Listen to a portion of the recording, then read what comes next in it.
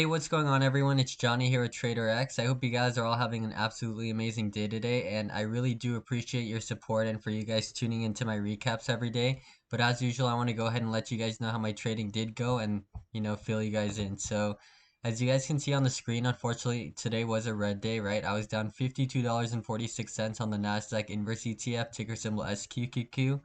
Now it's down about another 70 cents on TQQQ, right? And what you guys will also notice is my swing position on Tesla, right? My two shares, it did make me $60. That's ultimately why I wasn't, red on my account size overall today. And so these are my filled orders. You guys can see the timestamps of when I was trading on the left, the quantity I was trading with, the ETF itself here in the middle, and the price points are here on your right for your reference. But I'm going to go ahead and get right into the recap. As far as what I wanted to talk about today, I want to talk about what I think led to me being red and, what I could have done better. And so as we are looking at the NASDAQ future currently, right, on the 1 day, 1 minute chart, I do want to make you guys aware of what did happen pre-market, right? So what you guys will notice is you see this increase in volume bars. So this actually isn't at market open. This is an hour before pre-market. And, you may be wondering why did the NASDAQ future move this much during pre-market, right? When it's typically choppy and doesn't move much, as you guys can see earlier on over here. And the reason that there was this big positive catalyst that shot the NASDAQ up pre-market was, if you guys aren't aware already, there's a CPI data report that's released once a month. It's short for the Consumer Price Index, and what it pretty much does is it measures how much, the prices of daily goods that people buy, whether or not it's increasing or decreasing in pricing. And ultimately, what we saw today, right, based off the news that came out from the report, we learned that the inflation rate for, the consumer goods is actually wasn't as high as expected, or it was actually lower than expected. And so that's ultimately what causes positive reaction, right? We saw the Nasdaq future shoot from all the way around 13,100 all the way up to 13 almost 400, right? Which is a big push. And because of this push pre-market, it actually caused lots of the top tech stocks to follow suit with it, right? So Tesla, for example, you guys will notice pre-market, it had this nice, push up, right? So this thing was up over 3-4% on the day from where it closed at yesterday, right? So from where it ended at yesterday during pre-market, it was up, oh, actually almost 6%, which is quite a nice push.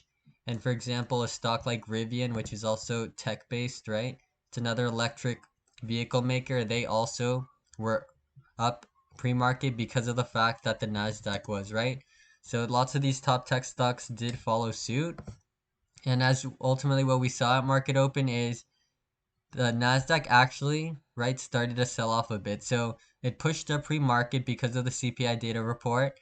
And as this thing, as the market opened, right, it was trading sideways and it started to get rejected by the EMA. And I knew that right around this area, it was going to be very choppy, right? And the reason why I knew that is if you look at it on a bigger time frame, right, the Nasdaq, so we saw this huge gap up, right? And then at market open, this thing started to approach the EMA. And so as it sold off to the EMA, I didn't know whether or not this thing was going to bounce up and start to run on the day because it did have that nice positive report and the momentum was there, right? Right at market open.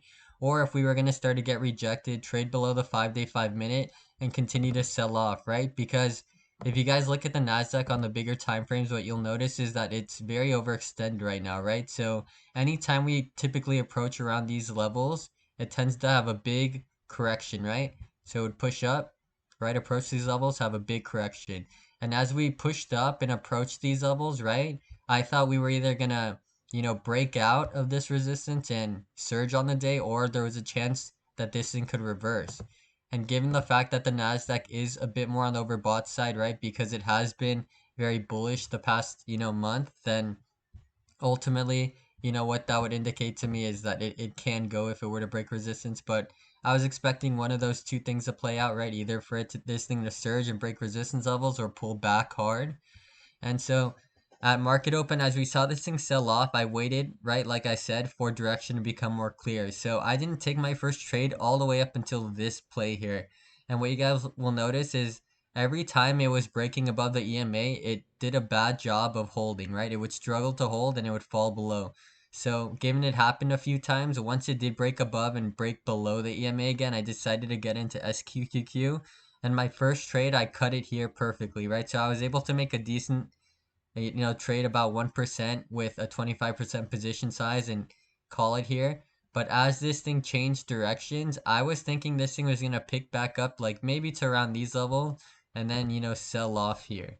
But ultimately, that's not what happened. We actually had a lot of choppiness, right? So this thing would break above the EMA, break below it, right?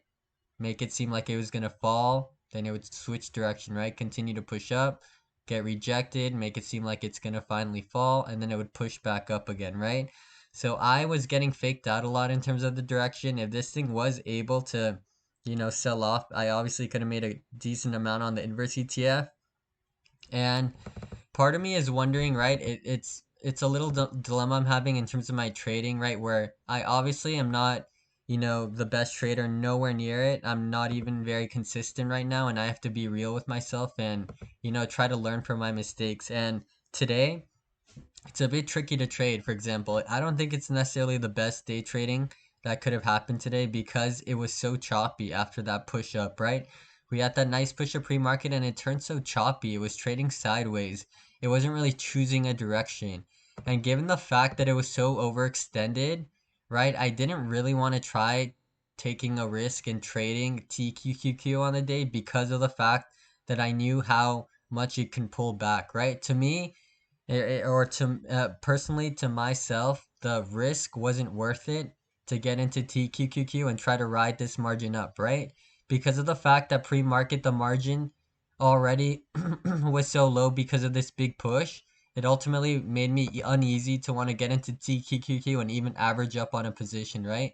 Because like I said, I could have predicted this thing to either surge or pull back on the day. I wasn't really expecting it to trade sideways, right? And as we know, this in the stock market, nothing ever has to happen. And so what I could have done today is definitely taken a step back and realized direction isn't very clear. I'm gonna set alerts and wait for those alerts to trigger. But if the alerts don't trigger, then I'm just not gonna trade, right?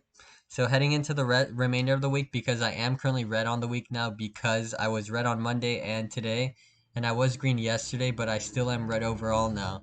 And what I need to do a better job of is making sure I trade when direction is clear. It's something I've been really, really struggling with. And in terms of today, for example, I could have set my alert for when it broke above this resistance level or when it broke below this previous support level, right? If it did either one of those things, it could have given me a better indication that we were gonna stop trading sideways and finally choose a direction on the day.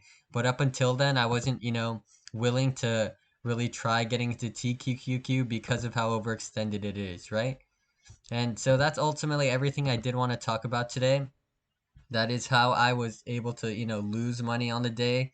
I, attribute it to the choppiness and the fact that I kept trading even though there wasn't a clear direction. So that is a lesson that lots of traders make. I'm still making it constantly and trying to learn from it, right? So I don't do it in the future. And that's all you can really ask, right? That you show up every day as a day trader and that you try to really learn from your mistakes. But I hope you guys are able to learn something from today's video. If you guys are new to the channel, we do appreciate you guys dropping a like and subscribing. It really, really helps us out. And yeah, we are very tremendously grateful for that. But yeah, in terms of anything else I want to mention, I do have a recap I will be posting tomorrow. So I will be making sure I trade, right? Make a recap on it, post it for you guys. And yeah, that's everything I wanted to mention. If you guys have any questions or want me to break down a stock or anything like that, go ahead and drop a comment and I will go ahead and answer it and, maybe make a video on it. So yeah, I hope you guys all enjoy your day and you guys ended green and I will see you guys in tomorrow's recap. Take care.